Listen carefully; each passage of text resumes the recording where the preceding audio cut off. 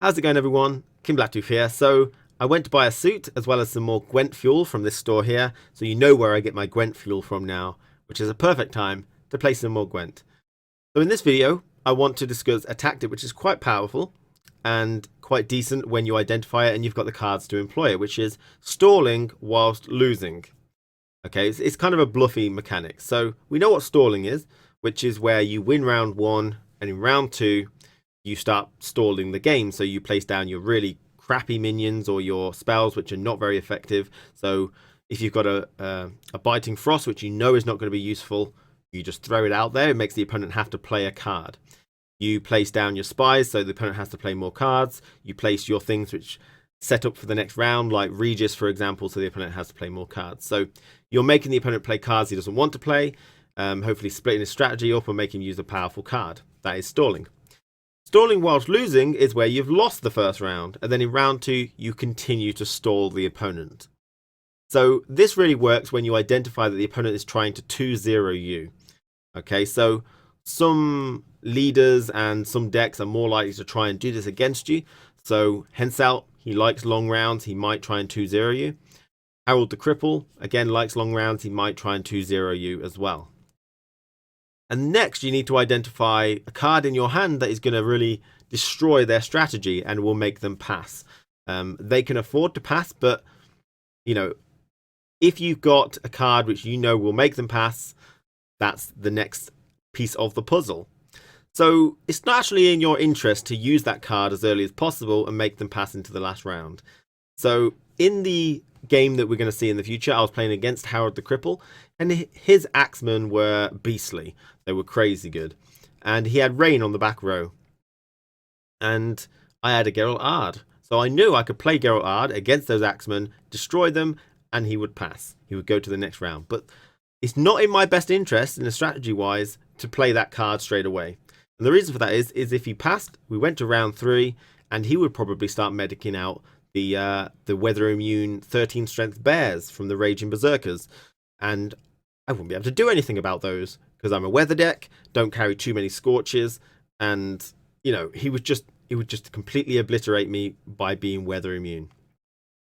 So it was not in my best interest to use Geralt Ard as early as possible. Instead, I identified that he was trying to go for a 2-0. I identified that I had a card to beat his entire strategy. And I just placed down my weaker minions. I placed down my Wild Hunt Warriors. I'd place down my Drowners that really weren't that effective. I'd move a Raging Berserker onto the back row. Did nothing, even though I had Rain on there. And just make it seem like you've not got the strength to win, and that really pushes him to start 2-0ing you. And then once you've decided, okay, I've got good cards left for the next round, I'm going to keep something really strong because I'm a monster player over, you know, and you think you've got rid of the opponent's decent cards, then you use your Geralt Ard, decimates his strategy, thinks, oh no, that's really powerful, I'll have to pass. He passes, and then in the round 3, he hasn't got the strength to win, whereas he would have if you used Geralt Ard early.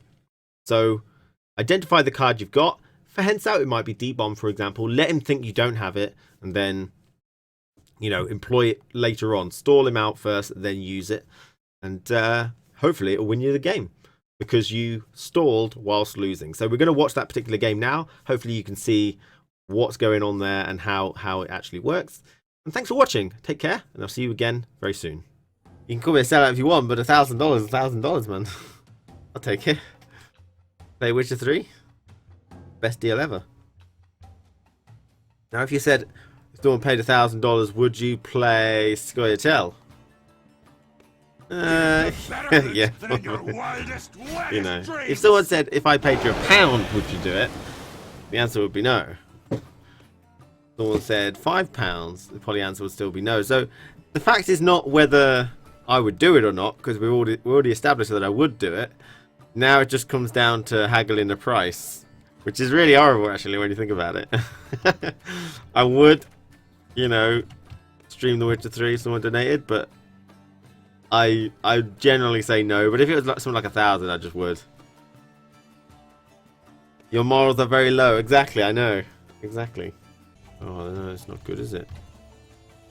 A little weird.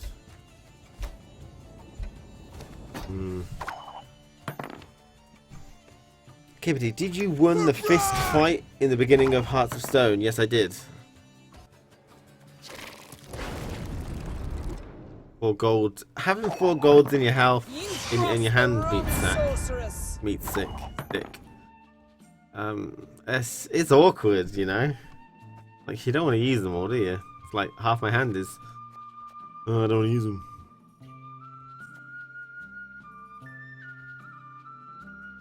It's time.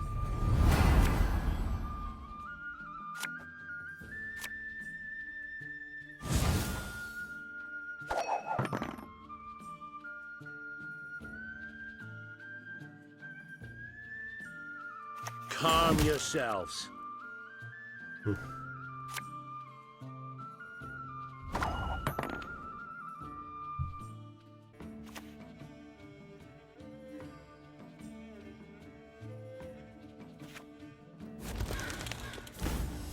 Hey, me!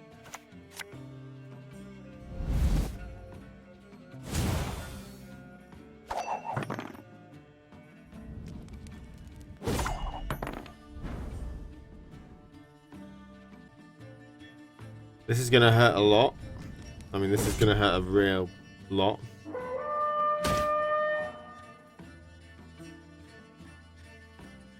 No, Dolud is not useless. 1 strength.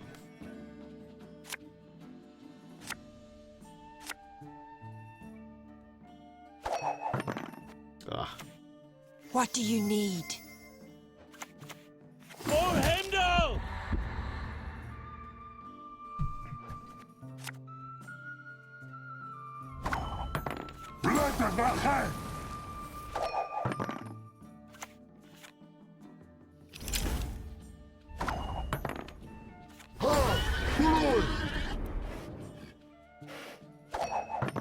Coming to get ya.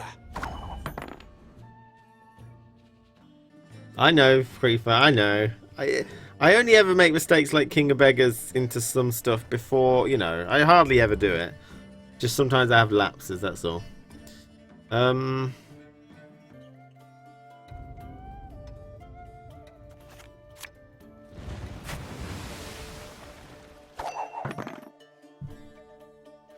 For blood!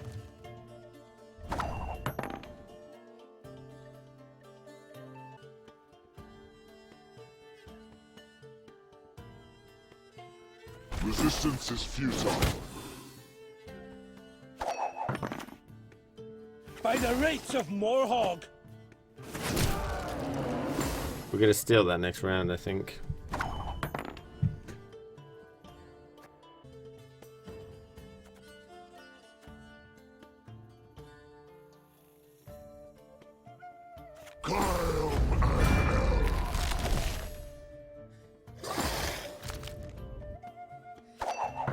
Kill! Maim! Destroy!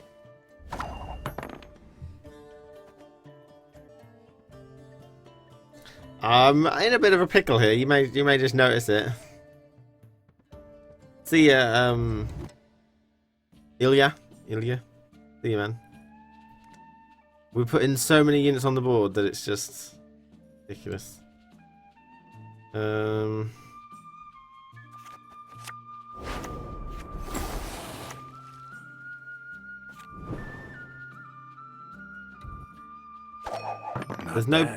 There's no point in putting that in on there, to be honest with you. So. How are things? For blood! I mean, that's what my thing is all about.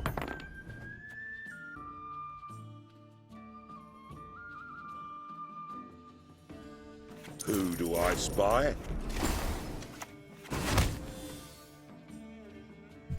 I mean, putting the Axeman means I won't be able to deal with him afterwards if he like does Herald or something. So What is it? we plan on specifically arding those backwards, and we'll just set up a nice lacerate or something.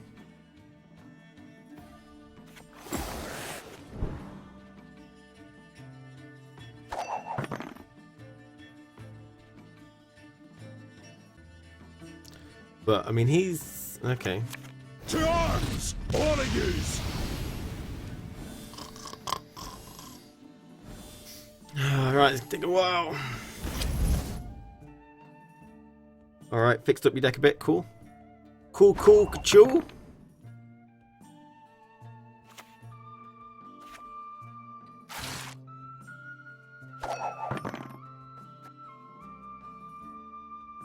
The more pushing he does now, the better.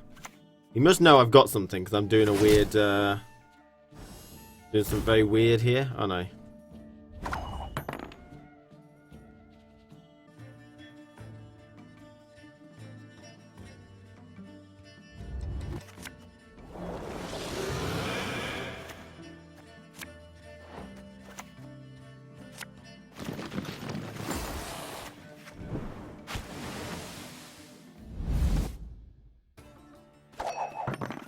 Yeah, I know where the kills him, but he's not finished yet. The more he pushes, the better.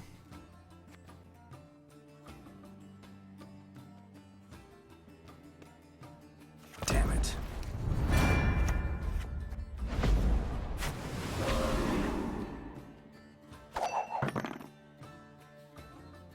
Because now he's going to pass. No, well, if he's got clear skies, I've got a water hag. It's fine.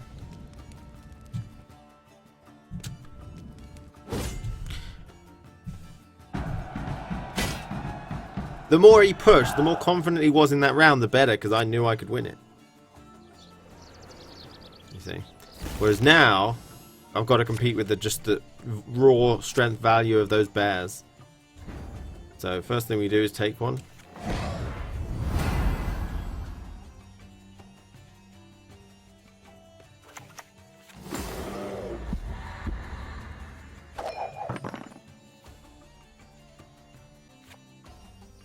Is that a restore? King of Beggars into Axeman? Oh, Mitre Bracker.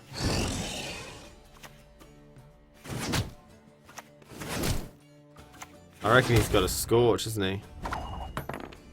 Ah, you son of a bitch.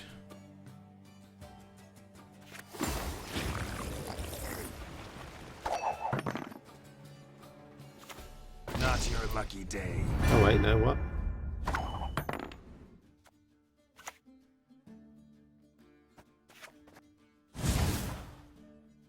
Sigadrifa? What? Dunno. No, just a clear sky. Do an Axeman. Keep together! You know, this. Hey! Eee. Nice one, Bob. Feel pretty good about that one. I like that. Now, in my opinion, he should have noticed that I was doing something. The way that I didn't drown the guy's back. I didn't wound them in any way. They must have felt like I had weather or a he must have known I had a weather or a dimeritium bomb. Now he knew I had weather because of that, but so he probably did have a clear skies, which you saw there. But he didn't know that I had two weathers, which would have helped me if I didn't have it didn't have Ard, but he never thought about Ard.